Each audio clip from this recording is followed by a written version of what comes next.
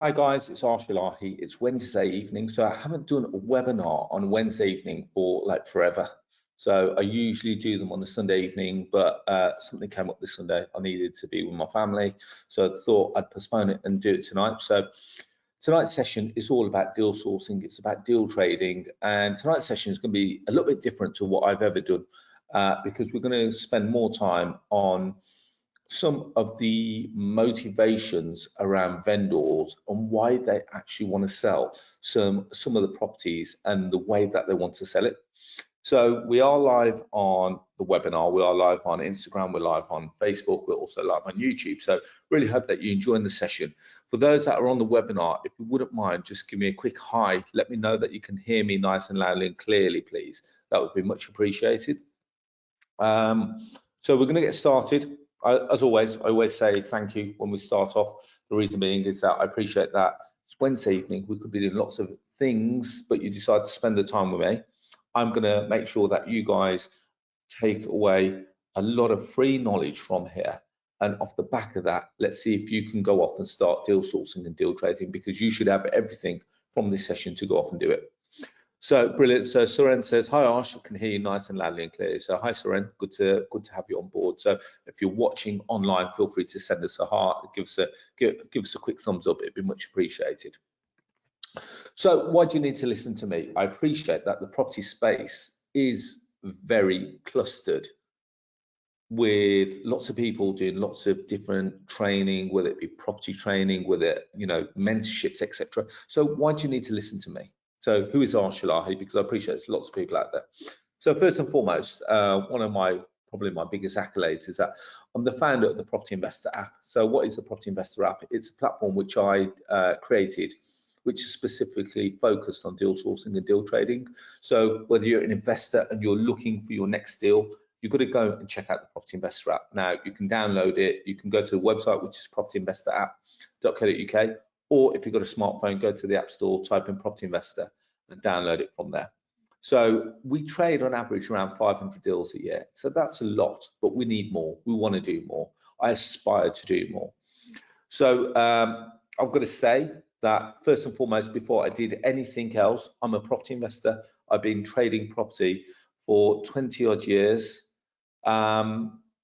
And I've built up a significant portfolio. So everything that I'm going to be talking about tonight is all based on experience. It's stuff that I've done. It's not something that I learned off a course last week, and I'm trying to regurgitate it and try and put it my own spin on it tonight. That's not how I operate. I want to make sure that you guys have got loads of knowledge away from this evening so that you can go off and do this. As well as that, I'm quite lucky is that I actually get asked to feature write in quite a few property publications across the UK. So I write in lots of property magazines. I write in YPN magazine, which is Your Property Network. I write in the HMO magazine. I've also been featured in Blue Bricks magazine, as well as lots of other publications. I've spoke up and down the country. So I'm quite well networked. I'm quite well versed when it comes to property across the country.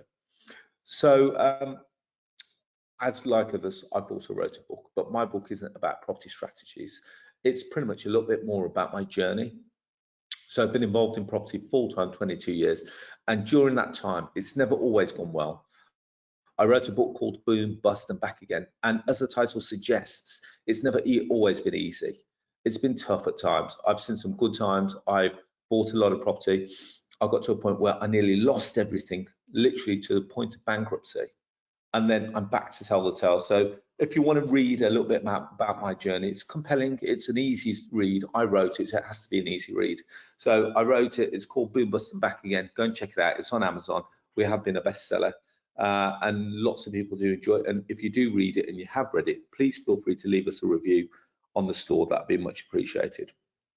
Now, one thing I am going to say is that we're going to be talking about definition of success this evening, and the reason why I say that is quite important. I actually did a podcast on this week alone, because I think everyone's got their own definition of success, because everyone's in a different stage of their life, whether they're just starting out or they're trying to get onto the property ladder, trying to get onto the property scene, whether you're already in the property scene and you're trying to scale up, or whether you're at a point where you've done quite well and you've managed to escape the rat race, and you've managed to get to that level or that definition of success. Now, for me, success is defined by actually living life on my terms. I do what I want when I want.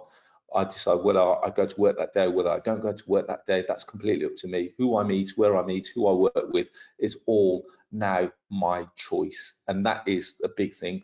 So money is a big thing. We can all generate money. And I don't really like talking about money. Money is a taboo subject, and you either love it or you hate it.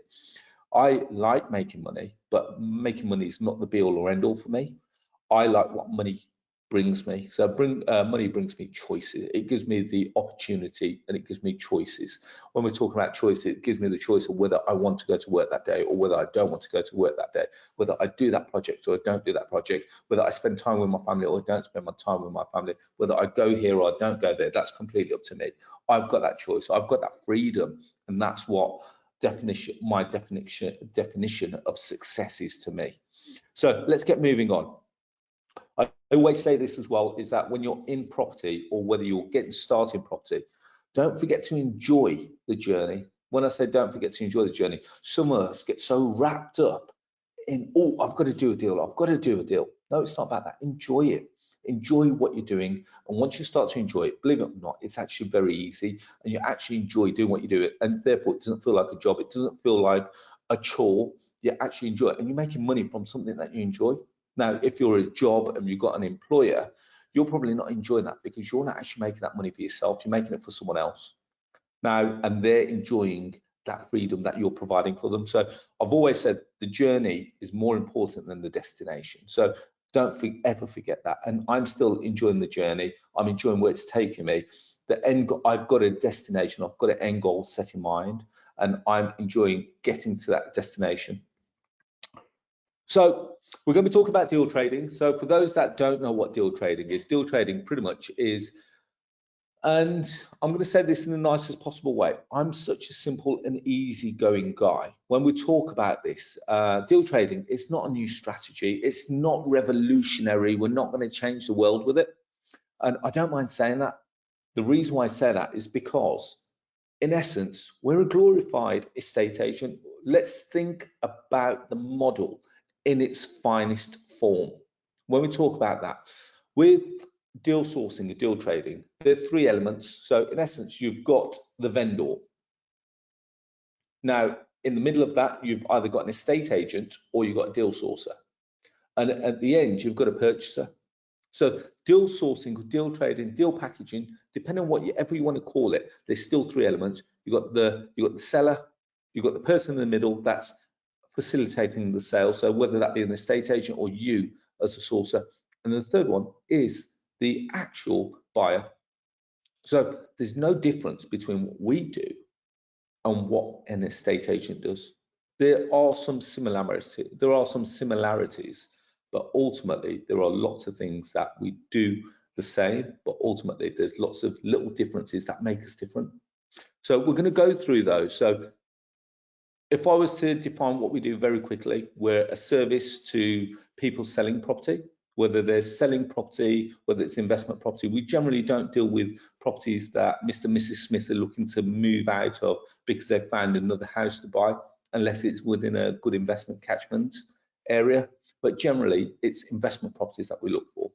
We're also a service to investors that are looking to buy more properties. They may not have the time to go out and search all the different platforms, and more importantly, we may get some better deals than what an estate agent would get. That's down to our marketing and the way that we package the deals, and we create win-wins. Now, we make money in essence from the buyer. Now, I'll put a slide up on the screen, and if you're watching on socials, you won't actually see this, is when we come to the vendor, I've said what makes us different to estate agents. Now, if you're watching this on the webinar right now, feel free to comment in the box right now. What makes us different to estate agents? So I've kind of said previously that we're similar to an estate agent, but now let's think about the fundamental things that make us different to an estate agent. So if you wouldn't mind, just in the comments box, please put what you think makes us different, because believe it or not, there are quite a few.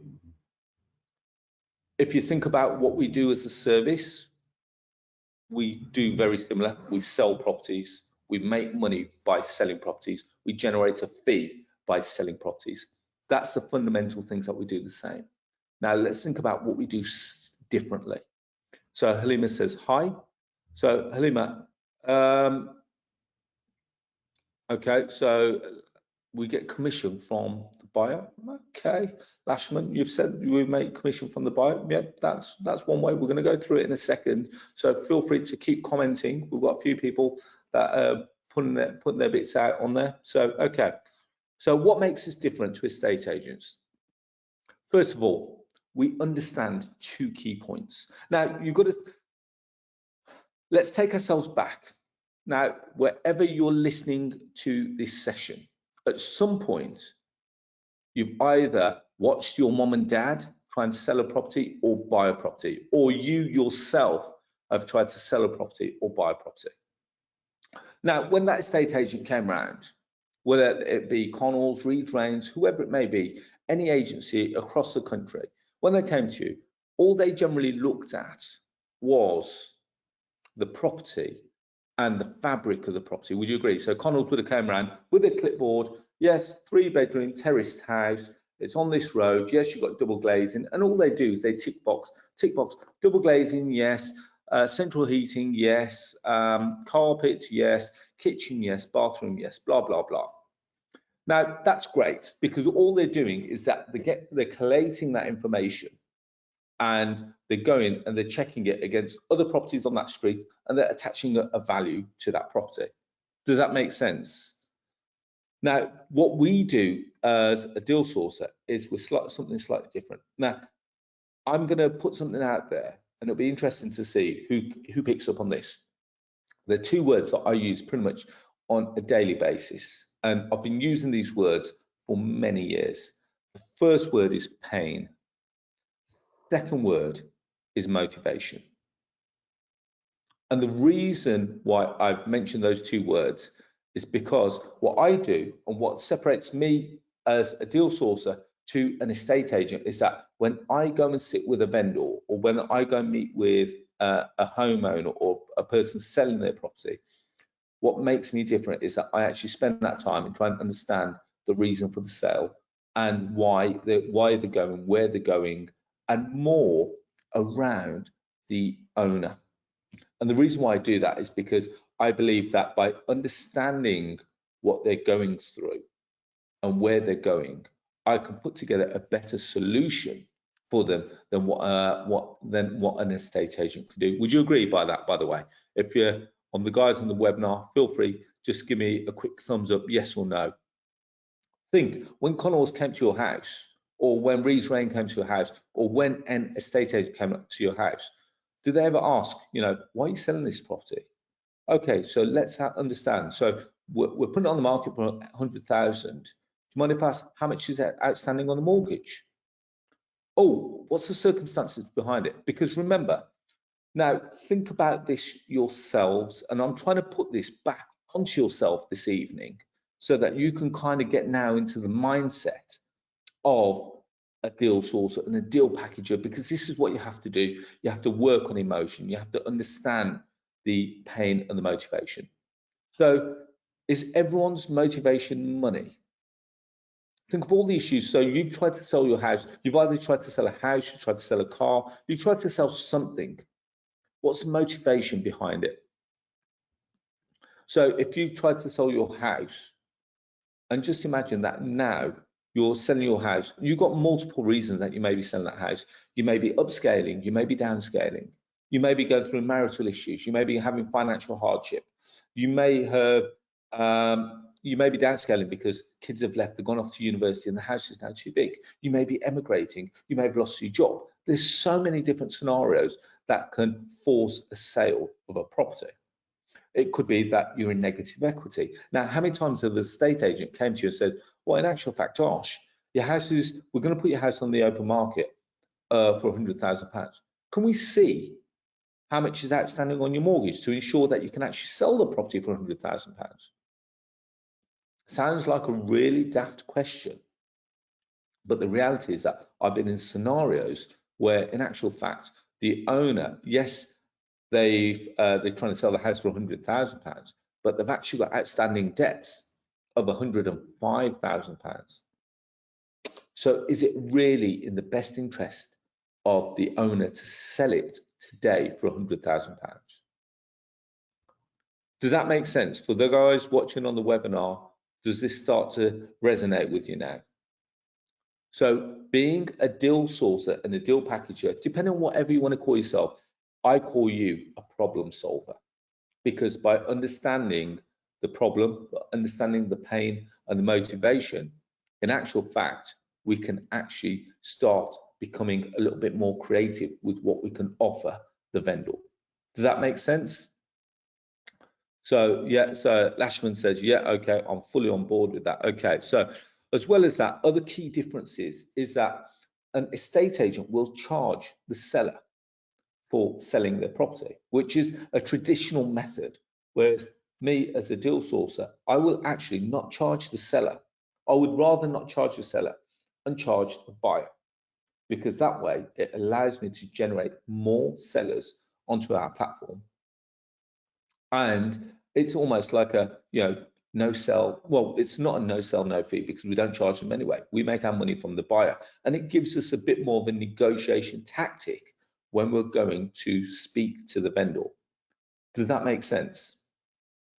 So these are the fundamental difference. So we understand the pain, we understand the motivation, and we don't charge the seller, but ultimately we understand investment properties. So again, going back to my point, when Connells come back to you and say, Connells come back to you and say, oh yeah, okay, this is a 3-bedroom terrace house. They don't ever look up and think, well, you know what, to be fair, you've got a big garden there. You may have development potential, or you may be able to extend out on this, or you may actually be able to convert this into like a HMO. For those that don't know, HMOs has multiple occupation. So there are lots of different ways that you can look at a property and try and monetize this as a lead. And an estate agent will literally just come along with their, and I had one of these recently, they just rocked up with their clipboard, tick, tick, tick, tick, tick. Yes, it's got 6 bedrooms, blah, blah, blah, blah. Yes, it's got central heating. Yes, it's got double glazing. He jumped in his car and off he went. Didn't even bother asking about anything about the property, anything else about the pain and the motivation. They didn't even know that, potentially I may not be able to sell that property because the property is in negative equity. So these are just scenarios. Does that make sense? So I'm going to be talking to you about what I always call, on what you've got on screen now, is RPSD. RPSD. So RPSD stands for root, problem, solution, and deal. So for those on the webinar, have a quick think about what if you were to put together a sentence of root, problem, solution, and deal, what sentence would you come up with? Now, this is the kind of questions that I would ask my daughters. My daughters are literally, bless them, 9 and 8. What sentence would you create from the words root, problem, solution, deal? And believe it or not, once you start to think about these 4 words that we're about to put into a sentence, deal packaging will actually make sense. So okay, so brilliant. We've got someone that's come forward and says, okay, I'm going to tell you what we put it. So they kind of got it right. Get to the root of the problem, find a solution, and there you have your deal. So I'm going to give you lots of examples. So for argument's sake, I went to a property today. I went to a commercial property today, and it's quite a large purchase. So thereafter, the best part of £2 million for this property. I'm not saying that we have to do all these kinds of large number deals. This is just something that I'm comfortable with. So these guys want £2 million for the property. And I've said, yeah, okay, maybe we can do a deal at £2 million. And then once I started speaking to these guys, and it kind of become apparent to me that they need to sell this property because they bought it with a tenant in place. They thought that this tenant was going to be there for the next 25 years. Now, it just so happened that as soon as they bought it, the tenant in the property gave notice as they wanted to exercise the break clause. So the buyer who purchased this property now thought that their 25-year tenant is no longer a 25-year tenant. In actual fact, it's only a 6-month tenant because they gave this 6-month break clause. And as a result, now that tenant that was paying £120,000 in rent every year, and they have done for the last 10 years, that property has now become vacant.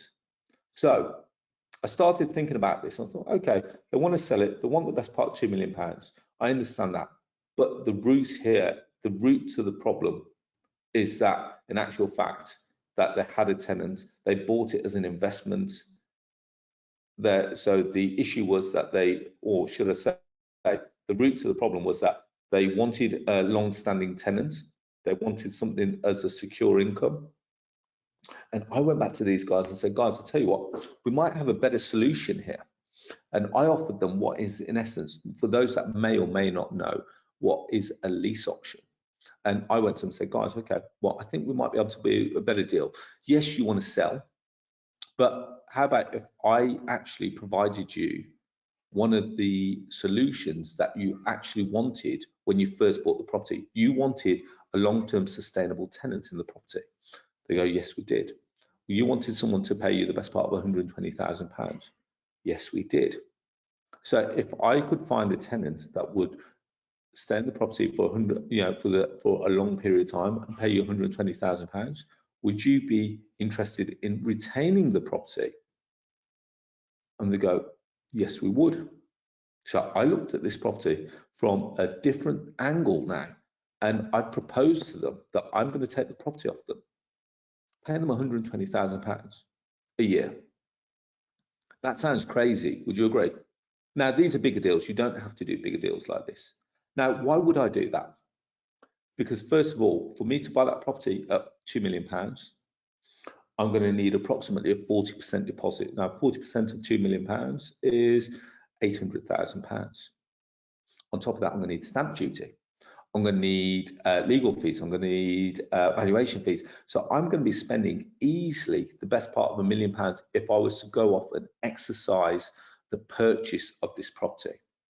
But in actual fact, what I've actually agreed, and we're going through the heads of terms at the moment, is that I'm going to take the property off them for a minimum of 5 years. We're agreeing a purchase price of the best part of £2 million. We haven't agreed the final figure yet, but let's say the best part of £2 million. I'm now going to go off and control this property. We're going to get a period where we get rent free, where we can enter the building. We're then going to potentially look to get planning permission on that building. And we're now going to sell it with the benefit of the planning permission. And if I'm going to aim to try and sell that building for the best part of £2.5, maybe £3 million. And then when I come to exercise it, I will give the owner their £2 million. They would have had that rental income of 120,000 for the year if I have it for a year, and I would have made money from an asset that I don't own, and I've not had to put £1 million down to. Now, I'm telling you this because this is me acting as a purchaser, but the fundamentals remain the same. I understood the problem. I understood and I got to the root of the problem. I come together with a solution and I put it forward, and they've accepted, and they've said, in principle, everything sounds good. Yes, we're happy to go along this line. We're just now fine tuning the deal, and we're going to get a deal done on this week. So if I gave you two options, does everyone understand what we've done and the reason, or what I've done and the way, and the reason why I've done it the way I've done it? Does that make sense?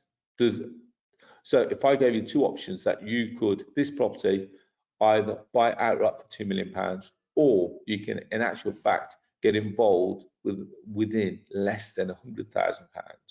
Which one would you get involved in? Which one would you rather take advantage of? I know which one I would do, but which one would you do? If you're going to make money from someone else's asset with little capital. Why wouldn't you do that? And I've done this over and over and over again. Now, as a deal sourcer, the good thing is that, and I've said this over and over and over and time again, is that every time you look at a deal, you get to decide, are you going to keep this for yourself?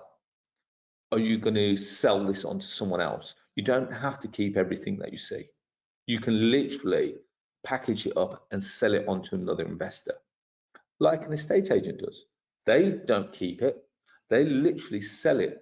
They sell every deal, and they make a commission for every property that they sell. And likewise, you won't sell every property, but you will generate a commission for every property that you do sell. So does that make sense so far? And think about all the different property types there are in the UK. So we've got single dwellings, so single dwellings, whether it be an apartment or a house. Then you've got multi-dwellings. When you say multi-dwellings, could be a HMO, it could be a portfolio of properties. Then we've got office spaces, the one that we've just been talking about. We've got retail space, we've got industrial space, we've got logistical spaces. Then we've got land. How many different types of properties are there? So I'm trying to say is that how many different types of properties can you actually work with across the country? So there's so many different opportunities out there. So when someone turns around to me, when someone turns around to me and says, "Arsh, we can't find a deal," I just gotta say, unfortunately, you're not playing the game clever enough. You're not, all the opportunities are out there. You're just not asking the right questions. And that's, for me, a big thing. You've got to ask the right questions to get to the root. Once you've got to the root, you can start to solve the problem. And that's where you got your deal. And I've done this time and time again. And I've got a saying that the most strategic will be the most successful. And that is very true when it comes to deal sourcing, because everyone's got a property to sell. Everyone's got their own story. If you understand the story, you put together and you come across with a solution, there will always be a deal to be done. Whether it's buying it at that price or a below market price, or even buying it later, or even taking control of the property, there's always a solution for that property. So not to mention, so we talked about the property types. We've now got to go on and talk about the different strategy types. So we're talking about whether you buy the property below market value, whether you decide that in actual fact, you don't need to buy it, but you can control it, and you can take control by using strategies like rent to rent or lease options, or using higher cash flow strategies like HMO or service accommodation. So there are a number of different ways that you can monetize every lead. Does that make sense? So let's just take a moment there. Has anyone got any questions? Anyone got any questions that they want to ask right now before we move on? And I'm going to ask you another question whilst you type in your questions. I'm going to put up a couple of questions now. So what would you consider is a deal? I think I've answered this before I've actually got to the slide, which is a little bit annoying, but anyway. So what would you define as a deal? Is a deal buying something below market value? Is it buying a property in need of renovation? Is it buying something that's already income producing? Is it buying something that's already producing a good ROI? ROI is return on investment. Is it something that's potential of capital growth? Is it something that's sustainable? So again, long-term gain. Is it something that's got capital appreciation? So out of all those that I've just listed there, which one specifically of these is a deal? Now, Lashman says, why aren't all of them a deal? And believe it or not, Lashman, you're absolutely correct, because every property investor has got a different investment criteria. So let's just imagine now that Craig on the webinar has got his investment criteria. His investment criteria may be, I only want properties which are 25% below market value. I want them in Wigan, and I want them producing £500 a month cash flow. That's his investment criteria, and he's more than entitled to state that. Now, Dr. Abdul Rashid, he will turn around and say, well, in actual fact, I don't mind buying a property with less discount. I would mind buying a property with 10% discount, but I want the property generating £1,000 a month, and I only want to buy HMOs. Does that make sense? So every investor has got their own investment criteria.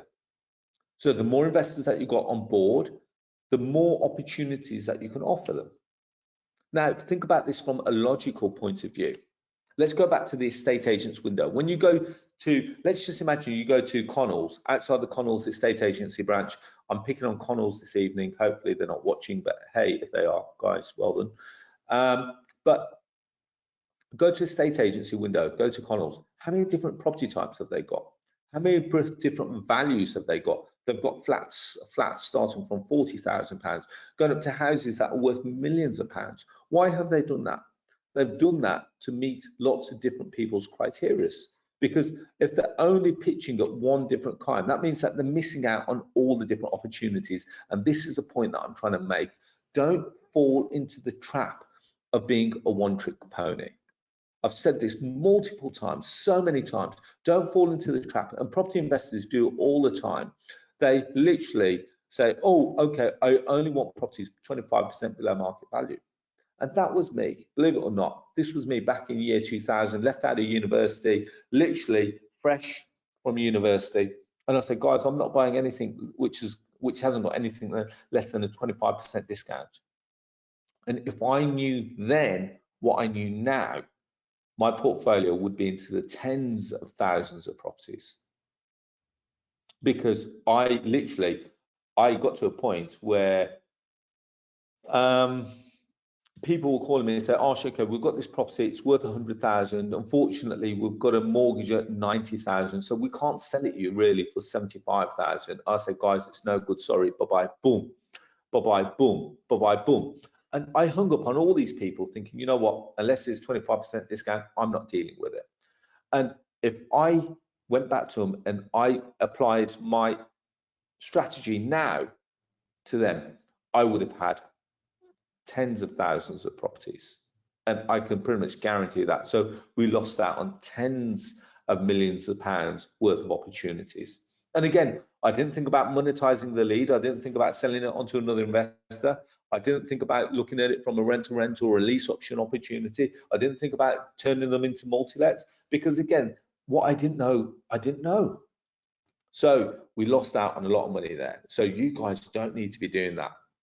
And the beautiful thing, and this is a key thing about being a deal sourcer or a deal packager, is that think about how many opportunities you actually get to see.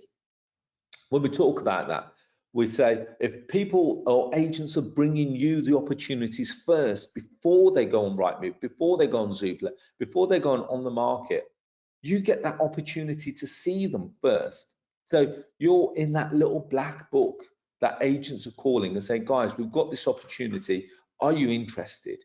And you should be saying yes, because if it's not for you, it may be for one of your investors, and you're going to monetize that lead. Now, from an estate agent's point of view, they don't care who buys it. They don't genuinely care who buys it. Whether it's you buy it, whether it's one of your investors buys it, whether it's one of your investors' next door neighbor that buys it. They're only focused on getting that property to completion. Now, once they get the property to completion, they've generated their fee, they've sold that property, and they can put a sold sign outside that property. And that is the biggest motivation for the estate agent, because once they've got a sold sign outside that property, guess what? All the other people on that street are now taking note that it was that estate agent that sold that property. So when they come to sell their property, they know that it's that agent that has been the most active on that street. Does that make sense? Now, I can talk to you. So last week, I'm going to use the same projects that I used last week on tonight's session. The reason why I did that is that as opposed to focus on the numbers, I'm going to focus on, in actual fact, the vendor's motivation to do the deals. Because it's all very well me showcasing the numbers, and numbers are great, but understanding the rationale behind it is a big thing. So let's get started. The first property was a property in Wolverhampton. So this lady owned this large 4-bedroom property. It's a detached property, and she generally needed to sell the property quickly, but she wanted to generate as much of the market value as possible, as we all do. So I had to think slightly outside the box to get this property generating some income. And I saw that, yes, she has a good property. She has a good property in a great location, but I could add value further by potentially extending on the property and taking that property from this price bracket up to another price bracket. And as a result of that, we made over £100,000 on one transaction, which took approximately 8 weeks. So if I was to say to you guys, you don't have to buy the property, you don't actually have to spend more than £500 on the property, but in return, you're going to generate £103,000. Sounds a bit too good to be true. Would you agree? But in actual fact, this is what happened. So the vendor, she said, Arsh, okay, I need to sell the property. I want a certain amount. Anything over that certain amount is deemed as your commission. How you do that, where you do that, is completely up to you. So I said, okay, great. We need a lockout for a period of time for me to go off and get planning permission. I will pay for that. Now, off the back of that, I got planning permission in place for a 7-bed house. So we've turned it from 4-bed into 7-bed on paper, and we sold it to a property developer for 435,000. She wanted £300,000 at the time. So we sold it for not 435, we sold it for £415,000. So after I cleared some costs, I walked away with £103,000 from this deal.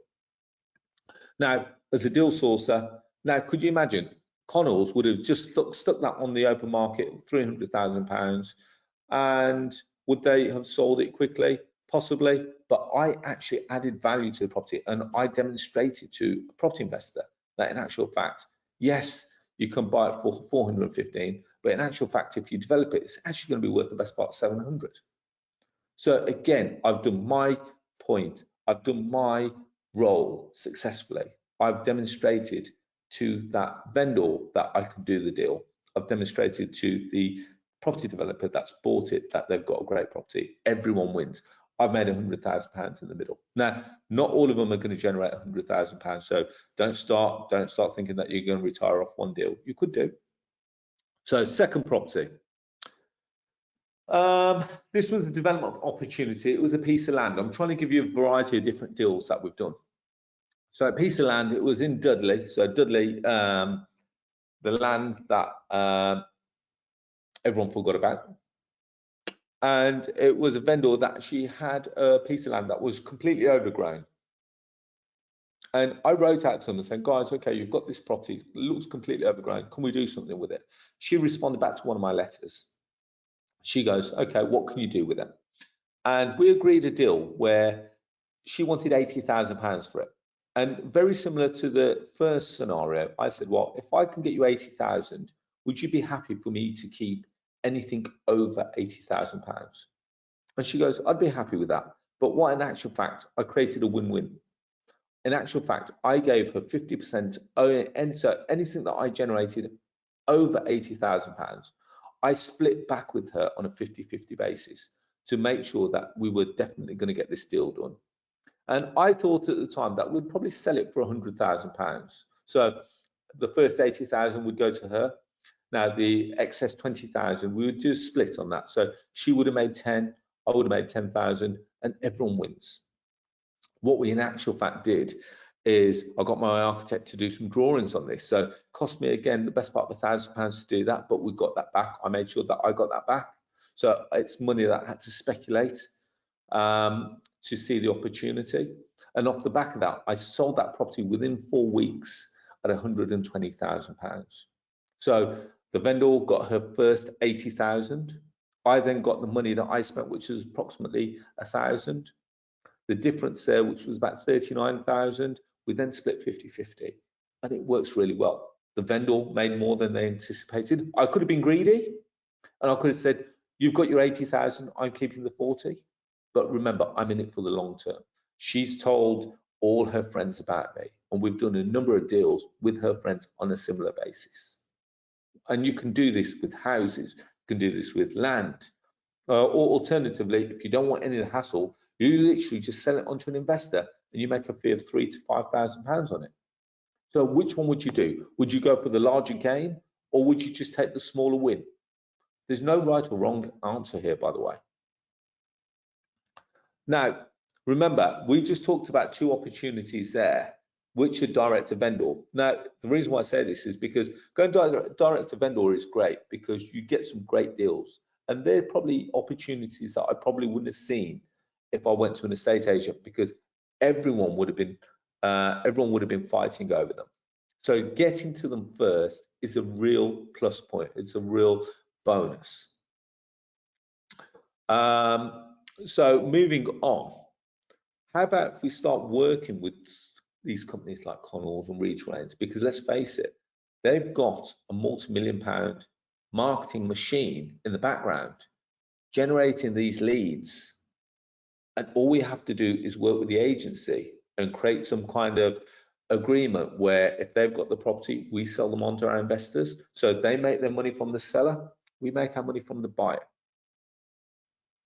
Has any light bulb moments kicked in there? They should have. If they haven't, think about that again. Not spending any money on any marketing. We're not doing any viewings because the agents will do all that. We're pretty much piggybacking off a very successful marketing machine that generates all the leads for us. And then we just sell them onto our investor with the spin of what we can do to the property. So we can fill out pipeline now with endless amount of deals. And here's another property on screen. So here's a property that I actually bought myself. I did this project myself. Property in Wolverhampton. I actually paid full market value for it because I could see that I could add value to the property. I converted the property into 6 apartments, and when I purchased it for 180,000, it was on the market for 180,000. I actually offered 180,000, and off the back of that, I then converted it into 6 flats, which then turned the property into a gross development value of around 600,000. And it now generates over 40,000 a year in rental income. So these are some of the deals that you can get on market. And I'll put a quote that says, alone we can do so little, together we can do so much more.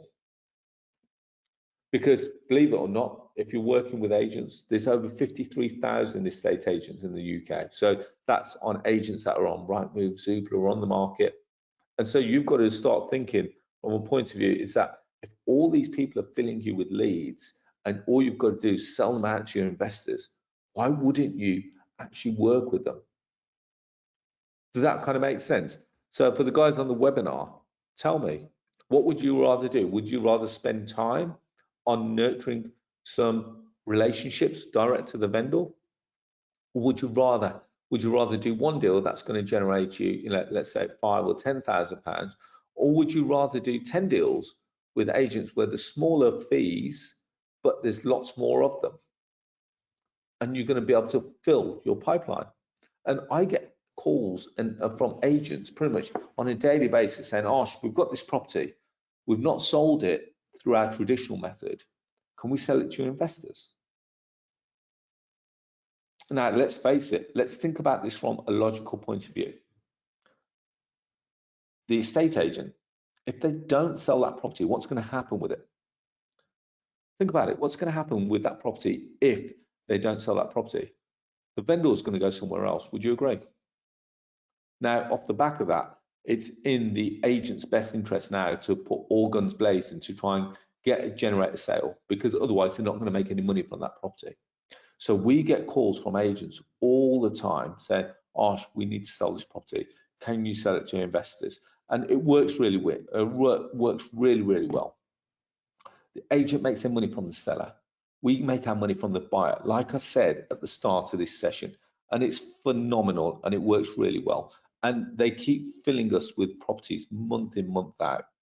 Now, Craig Webb is another guy that I've trained, and within a space of 1 month, he managed to do 8 deals where he didn't spend a single penny on any leads that he generated, because what Craig did, he followed my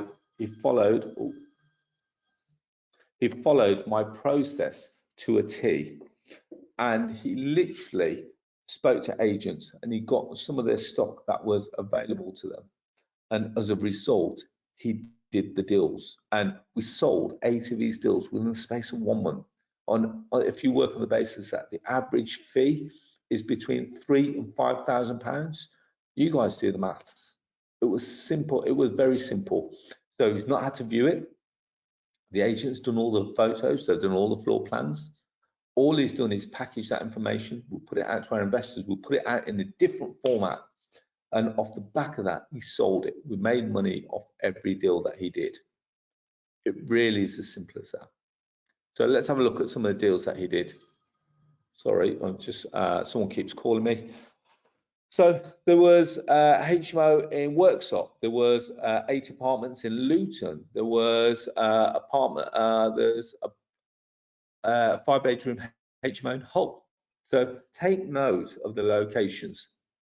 Worksop towards Nottingham way, Luton down south. We've got Hull up north. Then we've got Walsall, which is in the West Midlands. Then we've got Burnley, again up north. And then we've got Boston, again around the Midlands. And these are all deals that Craig had done. Now, because he's not having to travel up and down the country, he can now start to look at properties all over the country. And again, because he's not having to spend all this time going and appraising, he can appraise them just from his desktop. So as part of being a deal source, it's about working smarter and not working harder. So it really is a simple strategy. So these are some of the deals that we've done of 2023. So the mixture of deals that we've done of full market value, below market value, rent to rents, lease options, and some of these deals have been direct to vendor. So let's not discount the direct to vendor strategy. We've also got deals from agents because they're filling us with this pipeline of deals. And also we get to co-source with lots of different sources. So there's a meridian of different opportunities waiting for you. All you need to understand is how to look at the property, how to appraise a property, how to package the property, and how to sell that property. And again, remember, with deal sourcing, you decide, are you going to keep it for yourself? Are you going to package it? And you're going to sell it on to someone else? There's no right or wrong here, by the way, guys. You can keep them, you know, if they're rent to rents and you want to keep them for your own portfolio, so be it, knock yourselves out. I've built a whole portfolio of rent to rent properties just by this. So when a property comes to me, I go, yes, okay, I like it. I want to look at it. I want to keep it. Or if it's not for me, I then package it up and sell it on to another investor because it may not fit my criteria, but it will fit someone else's criteria. Does that make sense? So we've sourced hundreds of properties all over the country. And if you want to see all these opportunities that we've got, just feel free to go and download the Property Investor app. And you can see all the opportunities that we've got. And we upload more stock onto it every day. Now, why am I telling you all this? I'm telling you all this because we're closing the applications for the Elite Property Tribe. We need more people that I can train to become deal machines. Deal machines, and so that you can learn how to find these properties, how to package these, how to appraise these properties, how to package them, and then either how to keep them for yourself or how to sell them on to other investors. So I've created a program called the Elite Property Tribe. It is an online training program where I've recorded 6 main modules. So 6 main modules looking at how to understand all the different cash flow strategies. So whether you're looking at below market value opportunities, whether you're looking at rent-to-rent properties, whether you're looking at lease option properties, whether you're looking at HMO properties, whether you're looking at service accommodation properties, or whether you're looking at development opportunities, what we will be doing is looking at all the different strategies. And off the back of that, then looking at all the different cash flow models. So when you see a property, the main aim is that you look at every property that you see, you should be able to attach a strategy to. And off the back of that, you should then be able to sell this off to an investor looking for a property with that strategy. Does that make sense? So module 1 is below market value. So where to find them. Because remember, where to find them, you've got to either go, are you going to go to look for them off market, you're going to go direct to vendor, or you're going to look on market. You're going to understand how to negotiate them, how to package them, how to appraise them. And we're going to look at all the different contracts that you need to get yourself a level of exclusivity on them. And we're going to look at all the different methods and different ways to monetize the opportunity. Plus, you've got all the documents, spreadsheets, adverts, and marketing strategies required. Now, module 2 is all about rent to rent. What is rent to rent? Where to find it? How to approach it? What different platforms to use if you're looking to go to direct to landlords? And what platforms to use if you're looking to go direct to the agent? And also how to package it if you're co-sourcing with other people. So we'll look at how to negotiate them. We'll look at the contracts and the legalities involved. We'll look at how to appraise them. And again, if it's not for you, how to package it in a certain way that an investor says, yeah, I like it, here's some money for it. And in all the modules that we've got, we provide all the documents, the spreadsheets, the adverts, and the marketing strategies so that you don't have to go off and recreate these. You've got the proven templates, use them. Module 3 is about lease options. So lease options is an extension of rent to rent. So lease option is understanding what is a lease option. What's the benefits of a lease option? Why would someone do a lease option with you? Then looking at how to find it. Looking at the different methods of whether you go direct to the vendor, whether you go direct to the agent, and again, looking at how to structure the deal. It's great getting one deal, but if you don't know how to structure it, or if you don't have the mechanism to structure it, that deal will fall apart very quickly. So again, in this module, we have all the documents, the spreadsheets, the adverts, and the marketing strategies. Now, module 4, all about HMOs. So we talk about HMOs. HMOs is still a buzzword in the property industry. We look at the legislation surrounding HMOs. We look at where to look for in terms of HMOs. We look at the Article 4 directive. We look at, again, do we go direct to vendor? Do we go direct to agent? Again, looking at all the different avenues as to how we do that. And then how to appraise them. So looking at the cash flow model. And then finally, again, having all the documents along with the spreadsheets, the adverts, and the marketing strategies, so that when you get to a point and you see a property, you don't have to go scurrying around trying to find one. You literally get the spreadsheet, you appraise it, within 20 seconds, it will say yes or no. Literally, all you've got to put into my spreadsheets is the purchase price, the income that it produces, and the spreadsheet will literally say yes or no to it. Yes, it's a deal, or no, it's not. We do very similar to module 5, which is service accommodation. With service accommodation, it's slightly different because we've got to look at different rates for nightly rates, during the week rates, weekend rates. We look at all the different avenues as to how to automate the running of a service accommodation business. And again, we give you all the documentation that you require for that. And then finally, development opportunities. Now, developments come in weird and wonderful places because you can have a vacant small piece of land, you can have a property that you need to develop into some kind of development. So we look at all the different avenues. So whether you want to go direct to vendor or whether you want to work with an agent. And again, the key thing here is the contracts that you put in place. We'll be looking about getting the option agreements in place. We'll be looking about getting the exclusivity. We'll be looking about how much you put down an option. It'll be looking at all different ways that you can add value. So going back to the examples that I've shown in this presentation today, we'll be looking at the opportunities. So the piece of land in Dudley, how did I manage to secure it where she allows me the 8-week window to go off and generate some money, where I made 20,000, she made 20,000. And then the house where I was able to go off and get planning permission, and I made over £100,000 from that one transaction. So I've got all these documents that my solicitors have created, so you don't have to go off and spend thousands of pounds like I've done getting them created, and they've all been legally created and they are all above board. So what is the Elite Property Tribe? We start pretty much at the end of this week. So we are now getting to the point of closing applications. It's 6 easy to follow modules of online training.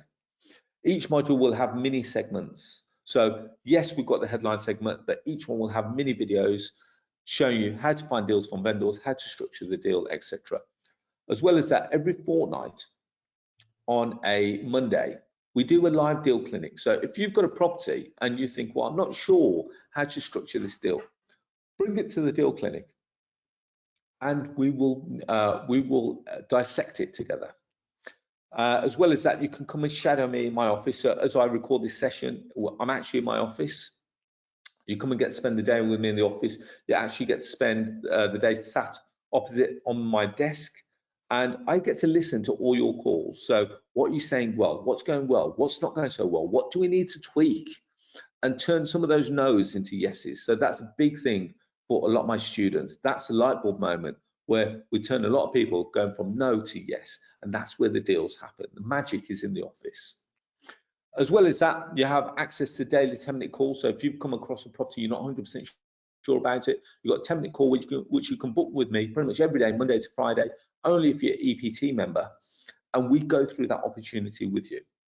So as an EPT member, you also get to JV and sell your deals to my platform, to my investor database, and we do a 50-50 split fee on the basis. As well as that, you're in a WhatsApp group with me, so you're in the Elite Property Tribe WhatsApp group. And as I said all along, you get access to all the contracts, templates, and spreadsheets. So let's get moving on. So as part of the EPT, we always start with what is considered a day of action. So I try and get, once you've watched the modules and you understand what the Elite Property Tribe is all about and all the different strategies we're looking at, I get all the EPT members into an office or into a hotel conference room. And what we tend to do is that we then spend a day on the phones, working with agents, talking to agents, finding vendors and getting deals done. So we're looking for deals. We're spending a day speaking to vendors and agents. We're spending a day appraising deals. We're spending a day calculating the returns and returns and yields. We've got a day looking at the hotspots and looking at supply and demand, and also teaming up with other EPT members. But this is only available to EPT members. So there's a lot of accountability because obviously I get to see what you've watched, how you watched. So if you need someone that's going to kick you up the backside, this is the program for you, because I'm going to be by your side. I want you to succeed, because the more deals you bring in, the more deals we make collectively. And I'm very clear on that, because if you're bringing in more deals, I'm going to be making sure that you're making the calls. I'm going to be making sure that you're going out and doing these deals so that we can make some money together. If you're bringing deals in, we're selling them, we're selling to our investor database, it works and everyone wins. Remember, you've got my personal mobile number, you're going to be invited into a private WhatsApp group, and you're going to have access to all the documents that we've got on the platform. So what's the cost of it? Cost of it is £3,000. I don't mind saying that. Cost of the program is £3,000. So you can either pay one payment, or you can actually pay 3 monthly installments of £1,000. So we've reduced it. Last year it was 5,000. We've reduced it to 3,000 because we've condensed all the information from 52 modules into 3 modules. And as well as that, for those that are watching tonight, I'm actually going to give you both programs. You're going to have the 52 module as well as the 6 modules. So you're going to have both access to both platforms. So if you are interested, there's a link on the bottom of the screen, which is bit.ly/EPT info. So if you're watching on Instagram, you're watching on Facebook, feel free to send me a message privately and I will send you the link to that. For those that are on the webinar, I will put the links in the webinar in a second. So remember, there are 2 ways of getting involved. You can either pay monthly or you can pay in one installment. Now, as I said, for action takers, for those that are on the webinar, if you want to take advantage of it this evening, you will get access to both programs immediately. So you'll get access to a 52 module EPT program as well as the 6 module program. So you get 2 courses for the price of 1 only for this evening. So I'm going to take a break here. I'm going to give someone's just said, can we put the links in the chat? Yes, I will put the links in the chat. So this is your opportunity now to ask me any questions. What questions do you have? Feel free to ask away. So try and make it, there we go. So I've just sent it, so it's in the chat. You've got all the links there. Feel free to ask away. So question that's come in. Okay, so right, brilliant. I've got this question that's just come in. Okay, question from Matthew goes, so when it comes to deal sourcing, what happens if the investor doesn't want to pay a fee? Now, the key thing is that if they don't want to pay a fee, then they're genuinely not the buyer for you. And the reason why I say that is because, you know, it's same with an estate agent. Would the estate agent allow someone to sell their property if they didn't want to pay the estate agent a fee? No, they wouldn't. So we wouldn't do the same. We would pretty much run the same model. If an investor doesn't want to pay, they're not allowed to pay. They're not allowed to buy. And more importantly, they will only be able to view that property once they've purchased. So, second question has come in. Right. Okay, do you need to be compliant as a deal sourcer? So compliance, yes, you do need to be compliant. So when we're talking about compliant, there's certain things, certain little hoops that you need to jump through to become a deal sourcer. So you need to be a member of something called the Property Redress Scheme. You need to be a member of the ICO, which is the Information Commissions Officer. You need to also be a member of anti-money laundering regulations. So you've got to jump through some hoops there. As well as that, you've got to be a member. You've got to have some form of professional and public indemnity insurances. So on average, the whole cost of it for a year is approximately £800. But in order, you've got to remember that in order for you to do that, in order for you to be a successful and a fully compliant deal sourcer, then you've got to have those. There are, when I say ways around it, I'm not doing that to try and get around any loopholes, but as part of the Property Investor app, you will be acting as a member of the Elite Property Tribe and the Property Investor app. So technically speaking, you could actually no longer required to be compliant because you're a member of the Property Investor app, which is the person that's going to be selling the deals for you. So we are working on things like that. So instantly, we're going to save you over £800 straight away.